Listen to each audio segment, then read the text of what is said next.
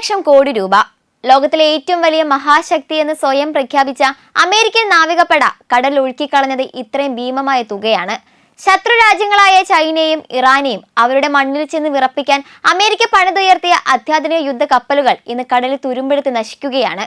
സ്വന്തം നാവികർ പോലും ചെറിയ വൃത്തികെട്ട കപ്പലുകൾ എന്ന് പരിഹസിച്ച് വിളിക്കുന്ന ഒരു ചെറിയ ഡ്രോൺ ആക്രമണത്തെ പോലും പ്രതിരോധിക്കാൻ ശേഷിയില്ലാത്ത ഈ കപ്പലുകൾ അമേരിക്കൻ സാമ്രാജ്യത്വത്തിന്റെ തകർച്ചയുടെ ഒടുവിലത്തെ അടയാളമാണോ? സൂപ്പർ പവർ എന്ന് അഹങ്കരിക്കുന്ന അമേരിക്കൻ നാവിക പടയ്ക്ക് സംഭവിച്ച ചരിത്രത്തിലെ ഏറ്റവും വലിയ നാണക്കേടിന്റെ കഥ അമേരിക്കയുടെ പതനം എങ്ങനെ തുടങ്ങിയെന്ന് കൃത്യമായി വിവരിക്കുന്ന ആ ഞെട്ടിക്കുന്ന യാഥാർത്ഥ്യങ്ങളിലേക്ക് നമുക്ക് പോകാം. ലോകത്തെ വിറപ്പിക്കുന്ന സൈനിക ശക്തി എന്ന അമേരിക്കയുടെ അഹങ്കാരത്തിന് മേൽ വീണ ഏറ്റവും വലിയ പ്രഹരമായി മാറുകയാണ് ലിറ്റോറൽ കോമ്പാക്ട് ഷിപ്പ് അഥവാ LCS പ്രോഗ്രാം. ഈ മാസം ഒഹായോയിലെ തുറമുഖത്ത് വെച്ച് അമേരിക്കൻ നാവികസേന തങ്ങളുടെ 35ാമത്തെയും അവസാനത്തെയും LCS കപ്പലായ USS ക്ലീവ്ലാൻഡ് കമ്മീഷൻ ചെയ്യുമ്പോൾ അതൊരു വൻ വിജയത്തിന്റെ പ്രഖ്യാപനമായിരുന്നില്ല.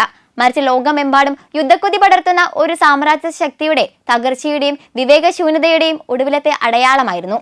നാവികസേനയുടെ താൽക്കാലിക സെക്രട്ടറി ഹങ്ക് കവോ ഇതിനെ ഉരുക്കിന്റെയും കരുത്തിന്റെയും ശക്തി എന്ന് വിശേഷിപ്പിച്ചപ്പോൾ ആഗോള സൈനിക വിദഗ്ധർ ഇതിനെ വിളിച്ചത് എളുപ്പത്തിൽ വേട്ടയാടപ്പെടാവുന്ന വെറും മാംസകഷ്ണം എന്നാണ്. തങ്ങളുടെ ആഗോള മേധാവിത്വം നിലനിർത്താൻ അമേരിക്കൻ നികുതിദായകരുടെ $100 ബില്യൺ വെള്ളത്തിലൊഴുക്കിയ ഈ പദ്ധതി അമേരിക്കയുടെ ചരിത്രത്തിലെ ഏറ്റവും വലിയ അഴിമതിയുടെയും ആസൂത്രണമില്ലായ്മയുടെയും പ്രതീകമായി ഇന്ന് ലോകത്തിന് മുന്നിൽ തുറന്നു കാട്ടപ്പെട്ടിരിക്കുന്നു. 20ാം നൂറ്റാണ്ടിന്റെ തുടക്കത്തിൽ ഇറാനെയും ചൈനയും അവരുടെ സ്വന്തം തീരങ്ങളിൽ ചെന്ന് ഭീഷണിപ്പെടുത്തുകയെന്ന ലക്ഷ്യത്തോടെ അമേരിക്ക ഈ സ്ട്രീറ്റ് ഫൈറ്റർ കപ്പലുകൾക്ക് രൂപം നൽകിയത്.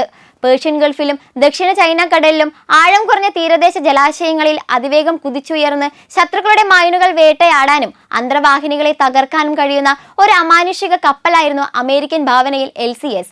എന്നാൽ ആർത്തിപുരണ്ട മുതലാളിത്തത്തിന്റെ താല്പര്യങ്ങൾ സംരക്ഷിക്കാൻ 2 വ്യത്യസ്ത കമ്പനികൾക്ക് കപ്പൽ നിർമ്മാണ കരാർ നൽകിയതോടെ നാവികസേനയുടെ കപ്പൽ പടയിൽ ആശയക്കുഴപ്പങ്ങളുടെ തുടക്കമായി. സ്റ്റീൽ കൊണ്ട് നിർമ്മിച്ച ഫ്രീഡം ക്ലാസ്, അലുമിനിയം കൊണ്ടുള്ള ഇൻഡിപെൻഡൻസ് ക്ലാസ് എന്നിങ്ങനെ ഒന്നിനൊന്ന് വ്യത്യസ്തമായ 2 ഡിസൈനുകൾ വിതരണ ശൃംഖലയും ലോജിസ്റ്റിക്കിനെയും പൂർണ്ണമായി തകിടം മറിച്ചു. കപ്പൽ എന്തിനു ഉപയോഗിക്കണമെന്ന് തീരുമാനിക്കുന്നതിന് മുൻപ് കപ്പലിന്റെ നിർമ്മാണം പൂർത്തിയാക്കിയ നാവിക ആസൂത്രകരുടെ വിഡ്ഢിത്തം ഈ പ്രോഗ്രാമിനെ തുടക്കം മുതലേ ഒരു ദുരന്തമാക്കി മാറ്റിയിരുന്നു.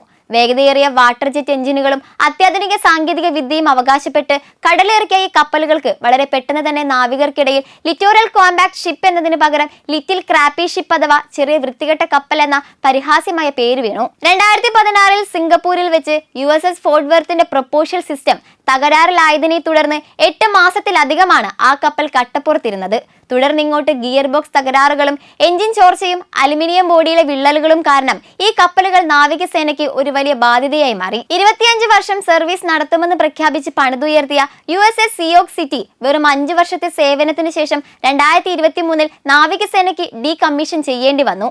കോടിക്കണക്കിന് ഡോളർ വിലയുള്ള കപ്പലുകൾ തുരുമ്പെടുത്ത് നശിക്കുന്നത് തടയാൻ അമേരിക്കൻ കോൺഗ്രസ് നിയമങ്ങൾ കൊണ്ടുവന്നെങ്കിലും സ്വന്തം ജീവനക്കാരുടെ ജീവന് പോലും സുരക്ഷ നൽകാൻ കഴിയാത്ത ഈ കപ്പലുകളെ കടലിലിറക്കാൻ നാവികസേന എന്ന് ഭയപ്പെടുന്നു. അമേരിക്കയുടെ ആഗോള അപ്രമാദിത്വത്തിന്റെ പതനം പൂർത്തിയാകുന്നത് ഈ കപ്പലുകളുടെ പ്രതിരോധമില്ലായ്മയിലൂടെയാണ്. ഇറാനുമായുള്ള നിലവിലെ സംഘർഷത്തിൽ ഹോർമുസ് കടലിടുക്കിലെ മൈനുകൾ നീക്കം ചെയ്യാൻ അയച്ച 3 LCS കപ്പലുകൾക്ക് അവിടെ ഒരു പുല്ലുപോലും മാറ്റാൻ കഴിഞ്ഞിട്ടില്ല എന്നതാണ് യാഥാർത്ഥ്യം. മുൻ അമേരിക്കൻ നേവി ക്യാപ്റ്റൻ കാൾ ഷൂസ്റ്റർ സാക്ഷ്യപ്പെടുത്തുന്നത് പോലെ ശത്രുക്കളുടെ ഒരൊറ്റ ക്രൂയിസ് മിസൈലിനോ അത്യാധുനിക ഡ്രോണുകൾക്കോ അല്ലെങ്കിൽ വ്യോമാക്രമണങ്ങൾക്കോ മുന്നിൽ പൂർണ്ണമായി നിസ്സഹായരാണ് ഈ കപ്പലുകൾ. ഒരു വിമാനവിരുദ്ധ പ്രതിരോധ സംവിധാനമില്ലാത്ത ശത്രുക്കളുടെ എളുപ്പമുള്ള ഇരയായി മാറുന്ന LCS കപ്പലുകളെ ഭയന്ന് ഒടുവിൽ അമേരിക്കൻ സെൻട്രൽ കമാൻഡിന് വലിയ ഡിസ്ട്രോയർ കപ്പലുകളെയാണ് മൈൻ സ്വീപ്പിങ്ങിനായി രംഗത്തിറക്കേണ്ടി വന്നത്. കടൽ കൊള്ളക്കാരെ നേരിടാൻ പോലും കെൽപ്പില്ലാത്ത ഈ കപ്പലുകൾ മലേഷ്യയിലെയും സിംഗപ്പൂരിലെയും സുരക്ഷിത തുറമുഖങ്ങളിൽ ഒളിച്ചിരിക്കുമ്പോൾ അമേരിക്കയുടെ നാവിക മേധാവിത്വം വെറുമൊരു കട്ട കടലാസ് പുലിയാണെന്ന് ലോകത്തിന് ബോധ്യപ്പെടുകയാണ്. LCS എന്ന ഹിമാലയൻ പരാജയത്തിൽ നിന്നും പാഠം ഉൾക്കൊള്ളാൻ അമേരിക്കൻ സാമ്രാജ്യത്വം ഇപ്പോഴും തയ്യാറായിട്ടില്ല. ചൈനയുടെ അതിവേഗം വളരുന്ന കപ്പൽ പടയോട് മത്സരിക്കാൻ കഴിയാതെ ശ്വാസം മുട്ടുന്ന നാവികസേന ഇപ്പോൾ കപ്പൽ നിർമ്മാണ പദ്ധതികൾ ഒന്നൊന്നായി റദ്ദാക്കുകയാണ്. കോൺസ്റ്റലേഷൻ ക്ലാസ് ഫ്രിഗേറ്റുകളുടെ നിർമ്മാണം അനിശ്ചിതത്തിലായതോടെ അമേരിക്ക ഇപ്പോൾ പുതിയൊരു വിനാശകരമായ പദ്ധതിയുമായി രംഗത്തെത്തിയിരിക്കുകയാണ്. കഴിഞ്ഞ ഡിസംബറിൽ മാറേ ലാഗോയിൽ വെച്ച് പ്രഖ്യാപിച്ച ട്രംപ് ക്ലാസ് ആണവോർജ്ജ യുദ്ധ കപ്പലുകളാണ് അമേരിക്കയുടെ പുതിയ പ്രതീക്ഷ. ഹൈപ്പർസോണിക് ആയുധങ്ങളും ലേസർ സംവിധാനങ്ങളും വഹിക്കാൻ ശേഷിയുള്ള ഈ ഭീമൻ കപ്പലുകൾക്കായി 43.5 ബില്യൺ ഡോളറാണ് പ്രാഥമികമായി വകയിരുത്തിയിരിക്കുന്നത്. എന്നാൽ സ്വന്തം രാജ്യത്തെ ജനങ്ങൾക്ക് അടിസ്ഥാന സൗകര്യങ്ങളോ ആരോഗ്യ പരിരക്ഷയോ നൽകാതെ കോർപ്പറേറ്റ് യുദ്ധ കച്ചവടക്കാരെ സഹായിക്കാൻ നാവികസേനയുടെ ആണവ റിയാക്ടറുകൾ ഉപയോഗിച്ച് തീരദേശ താവളങ്ങൾക്ക് വൈദ്യുതി നൽകാൻ പോകുന്ന നാണംകെട്ട അവസ്ഥയിലാണ് ഇന്ന് അമേരിക്കൻ ഭരണകൂടം. ചരിത്രം എന്നും ഒരു വലിയ ഓർമ്മപ്പെടുത്തലാണ്. അമിതമായ സൈനിക അഹങ്കാരവും സാമ്പത്തിക ധൂർത്തും കൊണ്ട് റോമാ സാമ്രാജ്യവും ബ്രിട്ടീഷ് സാമ്രാജ്യവുമെല്ലാം തകർന്നടിഞ്ഞതുപോലെ ഇന്ന് അമേരിക്കയുടെ ആഗോള മേധാവിത്വത്തിന്റെ സൂര്യനും എന്നേക്കുമായി അസ്തമിക്കുകയാണ്. വൻ ശക്തി എന്ന് നടിച്ച അമേരിക്ക 100 ബില്യൺ ഡോളർ മുക്കി നിർമ്മിച്ച ഈ ചെറിയ വൃത്തികെട്ട കപ്പലുകൾ കടലിൽ തുരുമ്പെടുത്ത് ഇല്ലാതാകുമ്പോൾ ഇത് അമേരിക്കൻ നാവികപ്പടയുടെ മാത്രം പതനമല്ല, മറിച്ച് തോക്കിൻ മുനയിൽ നിർത്തി ലോകത്തെ എന്നും ഭയപ്പെടുത്തി ഭരിക്കാമെന്ന പാശ്ചാത്യ അധിനിവേശ ചിന്താഗതിയുടെ അന്ത്യം കൂടിയാണ്.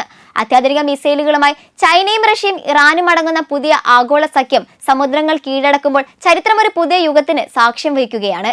ഇനി ഒരു ചോദ്യം മാത്രം ബാക്കി: കടലിലെ ഈ പതനം അമേരിക്കൻ സാമ്രാജ്യത്തിന്റെ പൂർണ്ണമായ തകർച്ചയുടെ തുടക്കമാണോ?